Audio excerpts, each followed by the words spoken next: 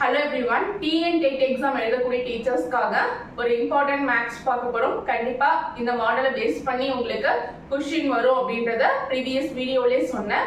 இது முன்னாடி நம்ம சொன்ன மாடல் வேற, இப்போ நம்ம சொல்லிருக்கக்கூடிய மாடல் வேற. சரிங்களா? இந்த மாதிரி மாடல்ல சம் எப்படி ஷார்ட்கட்ல போடலாம்ன்றத பார்க்கலாம் வாங்க.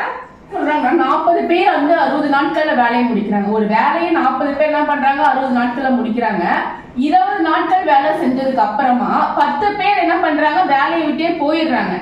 வேலையை விட்டு போனதுக்கு அப்புறம் மீதி இருக்கும் இல்லையா, அந்த மீதி இருக்கக்கூடிய வேலை எத்தனை நாள்ல முடியும் அப்படின்னு கேக்குறாங்க. இந்த மாதிரி வேலையை விட்டு போயிடுறாங்க, மீதி வேலை எத்தனை நாள்ல முடியும், இந்த மாதிரி எல்லாம் क्वेश्चन கேட்டாலே என்ன ஷார்ட்கட் யூஸ் பண்ணிக்கலாம்னு பாத்தீங்கன்னா, remaining days m1 into d1 minus m1 into d divided by m2.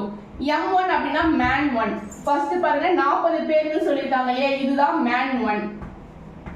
சரிங்களா? இதுதான் man 1. அதுக்கப்புறம் d1ன்றது day 1. 40 பேர் என்ன பண்றாங்க, 60 நாட்கள்ல வேலையை முடிக்கிறாங்கன்னு சொல்றாங்க இல்லையா, இதுதான் day 1. சரிங்களா? மைனஸ் திரும்பி m1 man 1. ஓகேங்களா? man 1 என்னது 40. அதுக்கப்புறம் இன்டு டின்றது ஃபர்ஸ்ட் பார்ட்ல செஞ்ச வேலை. 60 நாட்கள்ல ஃபர்ஸ்ட் பார்ட் அப்படின்னும் போது நான் 20 நாட்கள் இல்லையா, அப்போ ஃபர்ஸ்ட் பார்ட்ல செஞ்ச வேலை தான் டி. அதுக்கப்புறம் m2ன்றது man 2. 20 நாள் வேலை செஞ்சதுக்கு அப்புறம் 10 பேர் வேலையை விட்டு போயிடுறாங்கன்னு சொல்றாங்க.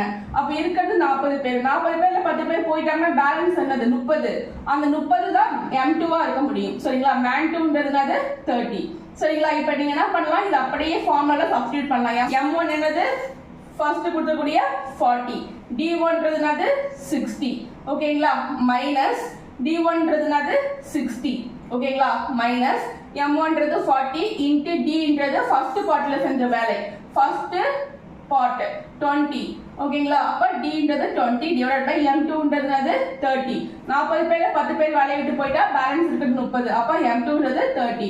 இப்போ எல்லாத்தையும் நீங்க சால்வ் பண்ணீங்க அப்படின்னா 1600 by 30 அப்படின்றது வரும்.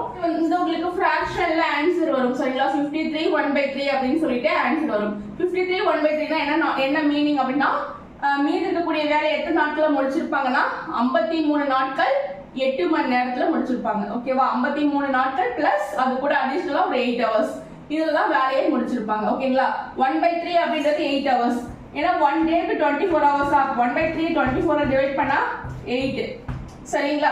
அப்போ 53 days 8 hoursல மீதி வேலையா முடிச்சிருப்பாங்க. ஓகேங்களா? சோ இந்த வீடியோ உங்களுக்கு யூஸ்ஃபுல்லா இருந்தா மறக்காம சப்ஸ்கிரைப் பண்ணி லைக் பண்ணுங்க, உங்க ஃப்ரெண்ட்ஸுக்கும் ஷேர் பண்ணுங்க.